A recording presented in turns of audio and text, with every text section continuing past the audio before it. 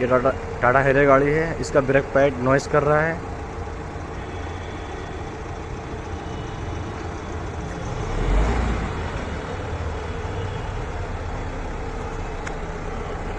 Problem break.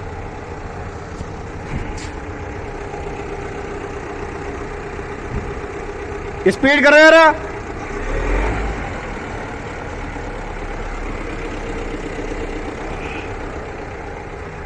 उसमें आप देख सकते हैं ब्रेक में आपको कील एक फंसी हुई है ब्रेक पैड में, तभी इसके पहिए नॉइस कर रहा है। ब्रेक मारो।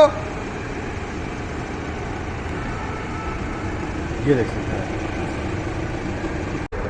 कील से प्रॉब्लम आ रही थी ब्रेक से नहीं।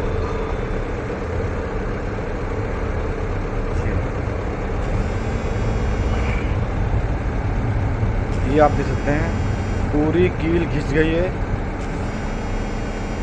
टाटा हैरियर की।